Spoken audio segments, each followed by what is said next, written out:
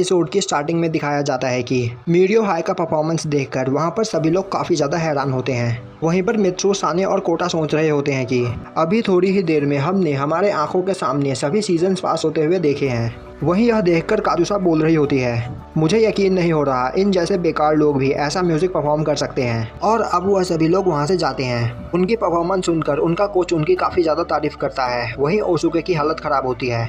अब आसुनो बोलती है, ओसुके क्या तुम ठीक हो? ओसुके बोलता है, हाँ मैं ठीक हूँ। क्यों, क्या हुआ? आसुनो बोलती है, नहीं, ऐसी बड़ी परफॉर्मेंस के बाद तुम्हारी तबीयत काफ़ी ज़्यादा ख़राब हो जाती है। ओसुके बोलता है, नहीं, अब मुझे इसकी आदत पड़ चुकी है।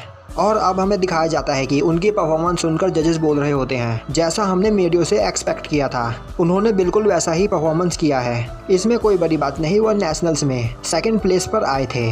तभी दूसरा जज बोलता है, मुझे यकीन नहीं हो रहा कि किसी और टीम ने मीडियो की टीम को हरा दिया। वहीं मित्सु, साने और कोटा उनकी परफॉर्मेंस देखने के बाद काफ़ी ज़्यादा नर्वस हो जाते हैं। अब कूडो बोलता है, आखिर तुम तीनों को अब क्या हुआ? साने बोलता है, कूडो, मैं उनकी परफॉर्मेंस देखने के बाद काफ़ी ज़्यादा नर्वस हूँ। तुम्हें क्या लगता है हम अपनी परफॉर्मेंस से उन्हें सरपास कर पाएंगे? तभी होजुकी बोलती है, आखिर तुम लोग यह क्या बोल रहे हो? उन लोगों से तुम खुद की कंपैरिजन करके तुम अपनी वैल्यू और भी ज़्यादा डाउन कर रहे हो। तभी कूडो बोलता है, आखिर तुम यह क्यों बोल रही हो? होजुकी बोलती है, एक बार इस बारे में सोचो, अगर पहले दिन कूडो ने मुझे कोटो प्ले करते हुए देखा था और अगर वह यह सोचता कि मैं होजुकी को कभी भी सरपास नहीं कर पाऊंगा और ना ही वह कोटो प्ले करने की कोशिश करता, तो वह कभी भी कोटो नहीं सीख पाता। साने बोलता है, हाँ होजुकी तुम बिल्कुल सही बोल रही हो। तभी कुराटा बोलता है, हमने अपने क्लब रूम में जो पोस्टर एक साथ बनाकर चिपकाया है, उस ड्रीम को अचीव करने के लिए हमें मेरियो को सरपास करना होगा। मेरियो की परफॉर्मेंस देखने के बाद हमें वह गोल अचीव करना काफ़ी ज़्यादा मुश्किल लग रहा है।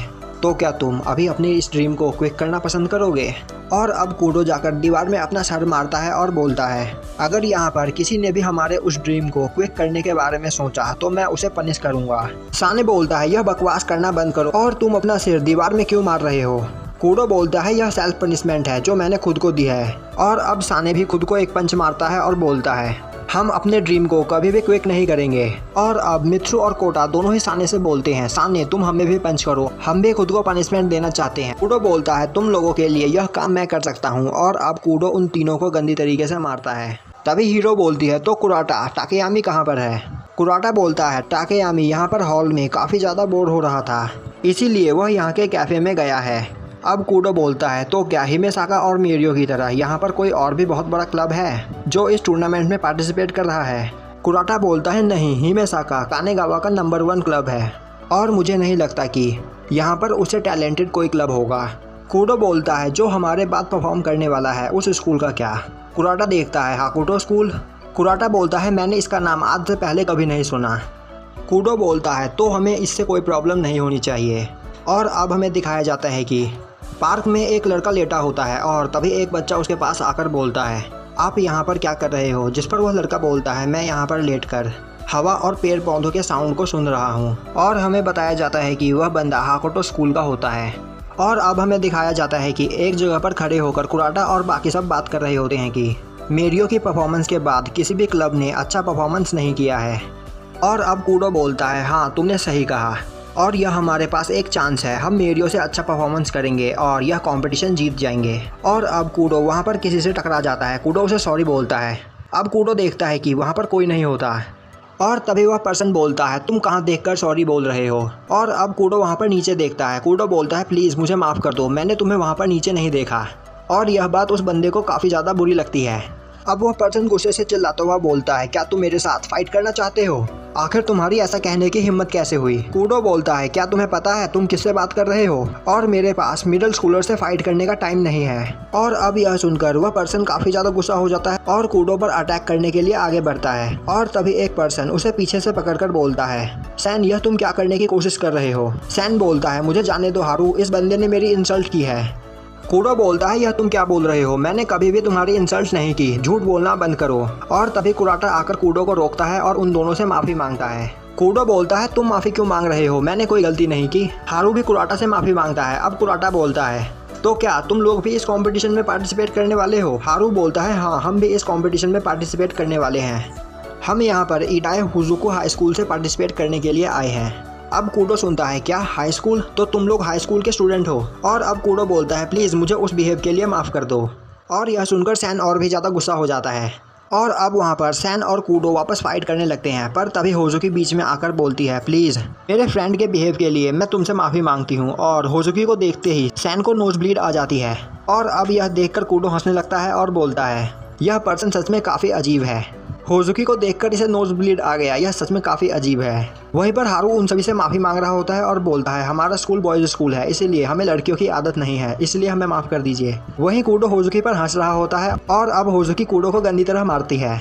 और इससे अब कूडो वहाँ पर काफ़ी ज़्यादा गुस्से में होता है और सैन से बोलता है, तो मेरी बात ध्यान से सुनो, मैं हूँ टेत्सुकी हाई स्कूल का फर्स्ट ईयर स्टूडेंट चिका कूडो, तो तुम्हारा नाम क्या है? अब सैन बोलता है, मैं हूँ शिनोतारू मिया, इदातु इजुकु स्कूल से। और अब वह दोनों एक साथ बोलते हैं, मैं तुमसे अपनी लाइफ में कभी नहीं हारूंगा। और अब वह दोनों वहाँ से चले जाते हैं। और अब हमें दिखाया जाता है कि वहाँ पर कूडो की आंट तेत्सुकी के साथ आई होती है और वहाँ पर तेत्सुकी की हालत काफ़ी ज़्यादा ख़राब होती है। तेत्सुकी को देखकर कूडो की आंट बोलती है, तो क्या तुम्हें मोशन सिकनेस है? पर मैं कार उतना तेज भी नहीं चला रही थी। अब कूडो की आंट बोलती है, फाइनली वह दिन आ ही गया जब मैं कूडो की स्टेज परफॉर्मेंस को सुनूंगी। और अब हमें दिखाया जाता है कि कूडो और बाकी सब हॉल में बैठे होते हैं। और अब साने बोलता है, तो नेक्स्ट परफॉर्मेंस एडाहे उज़ोकी स्कूल का है। कूडो बोलता है, जिन बंदों से हम पहले मिले थे, तो वह क्या परफॉर्म करने वाले हैं? साने बोलता है, वह सारेसी फूटो को परफॉर्म करने वाले हैं। कूडो बोलता है, मैंने आज से पहले इसका नाम कभी भी नहीं सुना। तभी उनके पीछे से ओजुके बोलता है, वह परफॉर्मेंस कुआन से ज़्यादा हार्ड है। कुआन के बारे में मुझे ज़्यादा कुछ नहीं पता, पर सारेसी काफ़ी ज़्यादा डिफ़िकल्ट है। और अब हमें दिखाया जाता है कि एक जगह पर सैन हारू से बोल रहा होता है, मेरी बात ध्यान से सुनो हारू, ऐसी परफॉर्मेंस में या तो सभी लोग काफ़ी ज़्यादा घबराए होते हैं या काफ़ी ज़्यादा ओवर कॉन्फिडेंट, और इसीलिए वह काफ़ी हड़बड़ी में परफॉर्मेंस करते हैं, पर हमें यह गलती नहीं करनी है। हारू बोलता है, हाँ मैं तुम्हारी बात समझ रहा हूँ। अब सैन बोलता है, तो फिर तुम मेरे साथ रहना, क्योंकि मैं अब अपनी नॉर्मल स्पीड से 3 गुना ज़्यादा फास्ट परफॉर्म करने वाला हूँ। हारू बोलता है, यह तुम क्या बोल रहे हो? पर अभी तो तुम शांति से परफॉर्म करने के बारे में बोल रहे थे। सैन बोलता है, तुम टेंशन मत लो, मैं तुम्हें लीड करूँगा। और अब वह दोनों वहाँ पर अपनी परफॉर्मेंस स्टार्ट करते हैं। वहीं उनकी परफॉर्मेंस देखकर वहाँ पर सभी लोग काफ़ी ज़्यादा हैरान होते हैं, क्योंकि वह काफ़ी ज़्यादा फास्ट परफॉर्म कर रहे होते हैं। ओजुके बोल रहा होता है, मैंने कई लोगों को सारेसे परफॉर्म करते हुए देखा है, पर आज तक मैंने इतना फास्ट परफॉर्मेंस कभी नहीं देखा। वहीं वह परफॉर्मेंस देखकर वहाँ पर सभी लोग काफ़ी ज़्यादा हैरान होते हैं और बोल रहे होते हैं, उनके हाथों की मूवमेंट्स इतनी ज़्यादा फास्ट है कि हमें उनके हाथों की मूवमेंट्स नहीं दिखाई दे रही है। वहीं होजुकी सोच रही होती है, इन लोगों ने इस परफॉर्मेंस की इतनी ज़्यादा प्रैक्टिस की है कि वह इस स्पीड में भी एक दूसरे के साथ मैच कर पा रहे हैं। और अब होजुकी देखती है कि उन दोनों की टाइमिंग तो मैच हो रही होती है, पर उन दोनों की एबिलिटी सेम नहीं होती। और अब होजुकी को देखने में ऐसा लग रहा होता है कि सैन हारू को ज़बरदस्ती अपने साथ खींचता हुआ लेकर जा रहा हो। और अब सैन को उसका एक फ्लैशबैक याद आ रहा होता है, जिसमें सैन अपने स्कूल के एक टीचर से बोल रहा होता है, मैं कोटो क्लब ज्वाइन करना चाहता हूँ। वह टीचर बोलता है, एक कोटो क्लब? हाँ, हमारे स्कूल में एक कोटो क्लब है, पर हम उसे डिसबैंड करने के बारे में सोच रहे हैं। अगर तुम चाहो तो उस क्लब को ज्वाइन कर सकते हो।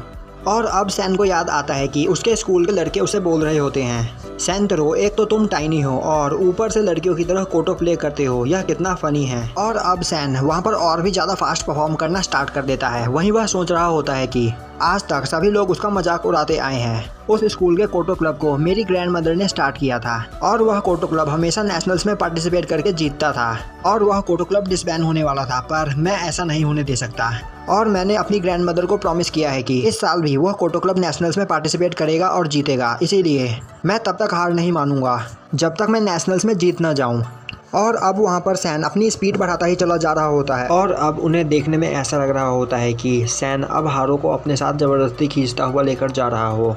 और अब यहाँ पर उनका परफॉर्मेंस ख़त्म होता है, जो देखकर वहाँ पर सभी लोग काफ़ी ज़्यादा हैरान होते हैं। वहीं कूडो और बाकी सबके वहाँ पर वह परफॉर्मेंस देखकर पसीने छूट गए होते हैं। वहीं होजुकी सोच रही होती है, यह दोनों डिफरेंट लेवल पर है, पर फिर भी इनकी परफॉर्मेंस काफ़ी ज़्यादा अच्छी थी, और अगर यह दोनों एक लेवल पर होते तो इनकी परफॉर्मेंस और भी ज़्यादा अच्छी होती। और अब हीरो कुराटा से बोलती है, अभी तक हमने जितनी भी परफॉर्मेंस देखी उनमें से एक भी परफॉर्मेंस ख़राब नहीं थी। तभी बीच में कूडो बोलता है, अगली परफॉर्मेंस हिमेसाका स्कूल की है। और अब हमें दिखाया जाता है कि हिमेसाका स्कूल की कोच बोल रही होती है, तुम्हें आज सबको दिखाना है कि कानागावा के नंबर 1 टीम तुम हो, मेरियो नहीं। और अब हिमेसाका स्कूल वहाँ पर अपनी 2 पर्सनैलिटी परफॉर्मेंस परफॉर्म करती है। और अब उनकी परफॉर्मेंस सुनकर कूडो सोच रहा होता है, यह लास्ट टाइम से भी ज़्यादा एक दूसरे के साथ फिट बैठ रहे हैं। वहीं साने, मित्रू और कोटा काफ़ी ज़्यादा नर्वस होते हैं और उन्हें कुछ भी समझ में नहीं आ रहा होता। वहीं म्यूज़िक परफॉर्म करते हुए काजूसा सोच रही होती है कि मैं यहाँ पर आज सबको बता दूंगी कि कानेगावा की नंबर 1 टीम मेरियो नहीं बल्कि हम हैं। और अब हमें दिखाया जाता है कि हॉल के बाहर एक लड़की उस लड़के को डांट रही होती है जो पार्क में सोया होता है। अब वह लड़की बोलती है आखिर इतनी देर से तुम कहाँ पर थे? तभी दूसरी लड़की बोलती है यह यहाँ के पास के पार्क में सोया हुआ था। पहली लड़की बोलती है पर आखिर तुम वहाँ पर कर क्या रहे थे? अब वो लड़का बोलता है मैं वहाँ पर विंड्स और नेचर की आवाज़ सुन रहा था। वह लड़की बोलती है पर मैंने तुमसे कहा था ना कि तुम हॉल में दूसरे लोगों की परफॉर्मेंस को सुनो। अब वह लड़का बोलता है यह टूर्नामेंट काफ़ी ज़्यादा बोरिंग है। यहाँ पर सभी लोग एक ही तरीके से म्यूज़िक प्ले कर रहे हैं और ये काफ़ी ज़्यादा बोरिंग है। यहाँ तक कि उन साउंड को सुनकर मेरे कान में पेन होने लगा है, इसीलिए मैं यहाँ पे उन लोगों की परफॉर्मेंस नहीं सुन रहा था।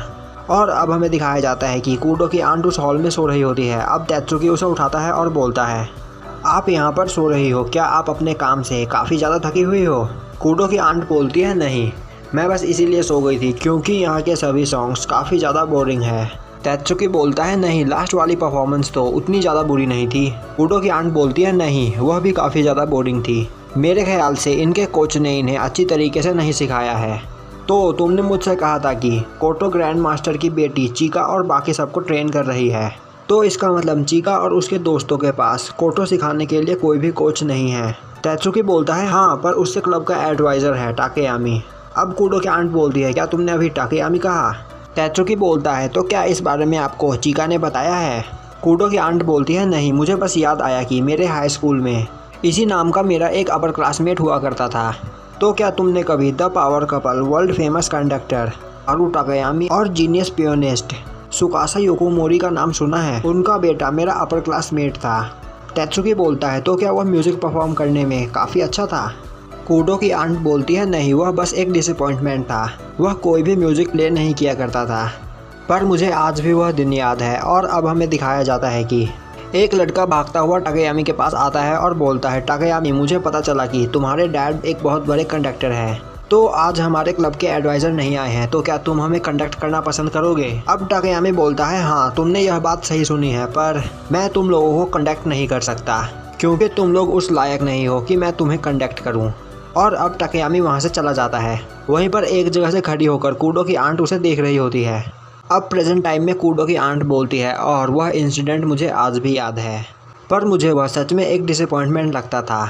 रूमर्स यह है कि वह काफ़ी ज़्यादा टैलेंटेड था, पर वह किसी के सामने भी शो ऑफ करना नहीं चाहता था और इसीलिए वह किसी के भी सामने म्यूज़िक परफॉर्म नहीं करता था। कूडो की आंट बोलती है उसका नाम मेरी जुबान पर ही है। तभी तेत्सुकी बोलता है सुजुका टाकेयामी। कूडो की आंट बोलती है हाँ, यही था उसका नाम। और अब हमें दिखाया जाता है कि टाकेयामी एक कैफ़े में बैठकर एक मैगज़ीन पढ़ रहा होता है और अब टाकेयामी को उसका फ्लैशबैक याद आता है जिसमें वह दिन भर अपने कमरे में बैठकर गाने सुने करता था। और अब हमें दिखाया जाता है कि एक आदमी टाकेयामी के फादर से बोल रहा होता है कुरू, क्या सुजुका ने म्यूज़िक प्ले करना स्टार्ट किया है? कुरू बोलता है नहीं, सुजुका को बस म्यूज़िक सुनने में इंटरेस्ट है। अब वह आदमी बोलता है अगर उसे म्यूज़िक सुनना इतना ज़्यादा पसंद है तो तुम्हें उससे म्यूज़िक प्ले करवाने की कोशिश करना चाहिए। मुझे पता है कि अगर उसने एक बार यह ट्राई किया तो उसे वह ज़रूर पसंद आएगा। कुरू बोलता है इसका कोई फ़ायदा नहीं, हम किसी से ज़बरदस्ती म्यूज़िक प्ले नहीं करवा सकते और जब उसका मन होगा तब वह यह काम खुद ब खुद करेगा। और अब हमें दिखाया जाता है कि सुजुका अपने रूम में बैठकर कुछ लिख रहा होता है और तभी वह पर्सन उसके पास आता है और बोलता है तुम यहाँ पर अकेले बैठे क्या कर रहे हो? सुजुका बोलता है मैं बस यह एक पीस लिख रहा हूँ। और अब वह पर्सन उस पीस को देखता है और उस पीस को देखने के बाद वह पर्सन काफ़ी ज़्यादा हैरान हो जाता है क्योंकि वह पीस बिल्कुल नया होता है और वह पीस किसी एक पर्सन का नहीं बल्कि पूरे का पूरे बैंड का होता है। यह देखकर वह पर्सन बोलता है सुजुका, यह पीस तुमने कहाँ से सीखा? सुजुका बोलता है मैं दिन भर म्यूज़िक सुनता रहता हूँ और उसी से मुझे आइडिया आया कि मैं किस तरह का म्यूज़िक सुनना पसंद करूँगा और इसीलिए मैंने यह पीस लिखा है। और अब वह पर्सन उस पीस को सभी लोगों को दिखाता है और बोलता है मुझे पता था कि सुजुका भी अपने मॉम और डैड की तरह काफ़ी ज़्यादा टैलेंटेड है। इसने एक ऐसा पीस लिखा है जो ज़्यादातर कॉलेज स्टूडेंट भी नहीं लिख सकते। सुजुका का फादर बोलता है इसमें कोई बड़ी बात नहीं, यह बस एक छोटा बच्चा है और तुम लोग इसे परेशान मत करो। अब वह पर्सन बोलता है हम इस पीस को अपने नेक्स्ट परफॉर्मेंस में परफॉर्म करना पसंद करेंगे। और यह सुनकर सुजुका काफ़ी ज़्यादा खुश होता है और सोच रहा होता है फाइनली उसका लिखा हुआ पीस प्रोफेशनल द्वारा परफॉर्म किया जाएगा। और अब वह सभी लोग उस पीस को परफॉर्म करते हैं और उसके बाद सुजुका वहाँ पर काफ़ी ज़्यादा फेमस हो जाता है। पर यह सब चीज़ सुजुका को बिल्कुल भी पसंद नहीं आती। वह बस अकेले शांति से म्यूजिक सुनते हुए रहना चाहता था। वह किसी के लिए और किसी के अंडर काम करना नहीं चाहता था। और अब हमें दिखाया जाता है कि सुजुका अपनी बड़ी बहन से बोल रहा होता है, मैं हमारे अंकल और आंट के पास जापान में जाकर रहूँगा क्योंकि मैं यहाँ पर इन म्यूज़िक के चक्कर में फंसना नहीं चाहता। मैं एक फ्री लाइफ जीना चाहता हूँ जिसमें मैं जैसे चाहे वैसे पीस लिख सकूँ और लोगों को इससे कोई प्रॉब्लम भी ना हो। अब सुजुका की बहन बोलती है, पर तुम ऐसा क्यों कर रहे हो, क्या तुम्हें म्यूज़िक पसंद नहीं? सुजुका बोलता है, हाँ मुझे म्यूज़िक पसंद है, पर मैं इस तरह जिंदा नहीं रह सकता। जब भी मैं तुम्हें देखता हूँ तो मुझे लगता है कि तुम काफ़ी ज़्यादा तकलीफ में हो, तो तुम यह सब करना क्यों नहीं छोड़ देती और फिर हम दोनों एक साथ फ्री लाइफ जिएंगे। अब सुजुका की बहन बोलती है, तुम चाहे जो भी कहो पर मैं तब तक हार नहीं मानूंगी जब तक मैं एक प्रोफेशनल म्यूजिशियन ना बन जाऊँ। और अब हमें दिखाया जाता है कि थोड़ी ही देर में कुराटा और बाकी सबकी परफॉर्मेंस आने वाली होती है। कुराटा बोलता है, तो फिर तुम सभी अपने अपने कोटो इंस्ट्रूमेंट को एक जगह पर इकट्ठा कर लो। वहीं पर मित्सु, साने और कोटा काफ़ी ज़्यादा डरे होते हैं और वह कांप रहे होते हैं। और अब उन्हें देखकर होजुकी बोलती है, तुम्हें परेशान होने की कोई ज़रूरत नहीं है। जैसे हमने रियो सेगान की परफॉर्मेंस करी थी वैसे ही हमें यह परफॉर्मेंस भी करनी है, बस तुम लोग अपना बेस्ट दो। और तभी कुराटा बोलता है, तो क्या होजुकी स्टेज परफॉर्मेंस करने वक्त तुम परेशान नहीं होती? होजुकी बोलती है, हाँ थोड़ी बहुत। कुराटा बोलता है, मैंने आज से पहले कई बार स्टेज परफॉर्मेंस किया है, पर जब भी मैं स्टेज परफॉर्मेंस करने के लिए जाता हूँ मैं काफ़ी ज़्यादा नर्वस हो जाता हूँ। और अब उनकी बात सुनकर हीरो सोच रही होती है कि मैंने आज से पहले कभी भी स्टेज परफॉर्मेंस नहीं किया और इसी वजह से मैं और भी ज़्यादा नर्वस हूँ। और वह सभी लोग वहाँ पर अपना कोटो इंस्ट्रूमेंट इकट्ठा करते हैं और तभी साने और कोटा देखते हैं कि कूडो वहाँ पर अपने ग्रैंडफादर का दिया हुआ कोटो लाया होता है। साने बोलता है, तो क्या इस परफॉर्मेंस में तुम इस कोटो का यूज़ करने वाले हो? कूडो बोलता, मैं इस कोटो का यूज़ प्रैक्टिस करने के लिए घर पे कर रहा था। तभी ग्रैनी बोलती है, पर आज पहली बार तुम इस कोटो का यूज़ स्टेज पर करने वाले हो और मुझे यकीन है कि तुम्हारी यह परफॉर्मेंस तुम्हारे ग्रैंडफादर तक जरूर पहुंचेगी। और अब कूडो अपना कोटो होजुकी को देते हुए बोलता है, तुम इसे लेकर आगे चलो, तब तक मैं 17 स्ट्रिंग कोटो लेकर आता हूँ। और अब कुराटा हीरो से बोलता है, तो हीरो क्या तुम इन कोटो को एक जगह पर इकट्ठा करके इन सभी को तैयार करोगी? तब तक मैं रजिस्टर करके आया। और अब कुराटा वहाँ से जाने लगता है, पर तभी वह टाकेयामी को देखता है। अब कुराटा बोलता है, टाकेयामी सर क्या आप इस कोटो को प्लीज़ उस जगह तक ले जाएंगे? तब तक मैं रजिस्टर करके आया। टाकेयामी बोलता है, मैंने तुम्हारे लिए पहले ही रजिस्टर कर दिया है। कुराटा बोलता है, तो क्या आपने सच में कर दिया? टाकेयामी बोलता है, हाँ मैं तुम्हारे क्लब का एडवाइज़र हूँ तो मैं तुम्हारे लिए यह कर ही सकता हूँ।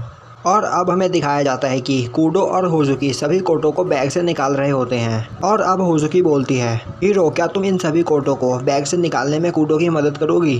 तब तक मैं इन कोटो की ट्यूनिंग सेट कर देती हूँ। अब हीरो होजुकी की ओर पीछे मुड़कर देखती है, पर तभी उसके हाथ का कोटो नीचे गिरने लगता है। वह कोटो कूडो के कोटो के ऊपर गिर रहा होता है और कूडो के कोटो को बचाने के लिए होजुकी कूडो के कोटो के ऊपर आ जाती है। और यह देखकर कूडो होजुकी की ओर तेजी से जाता है और अब वह उस कोटो से होजुकी को बचा लेता है। और अब यह देखकर साने जल्दी से उस कोटो को कूडो के ऊपर से हटाता है। वहीं दूसरी ओर से कुराटा तेजी से भागता हुआ आ रहा होता है और अब वह बोलता है, तुम दोनों ठीक तो हो? होजुकी बोलती है, हाँ हम दोनों ठीक है, पहले कोटो को देखो कहीं उन्हें कुछ नुकसान तो नहीं हुआ। कूडो बोलता है, नहीं वह बिल्कुल ठीक है। अब हीरो उन दोनों से माफ़ी मांगती है। होजुकी बोलती है, तुम्हें परेशान होने की जरूरत नहीं है, हमें कोई चोट नहीं लगी और ना ही कोई कोटो इंस्ट्रूमेंट टूटा है। और अब हमें दिखाया जाता है कि कूडो के हाथ में काफ़ी ज़्यादा चोट लगी होती है। और यहीं पर हमारा एपिसोड ख़त्म हो जाता है। तो भाई लोग कमेंट करके बताओ कि यह वीडियो आपको कैसी लगी। अगर वीडियो अच्छी लगी तो लाइक करें, चैनल पर नए हो तो सब्सक्राइब करें और बेल नोटिफिकेशन को ऑल पे कर दें, जिससे हमारी आगे आने वाली वीडियोस आपसे मिस ना हो। तो मिलते हैं नेक्स्ट वीडियो में।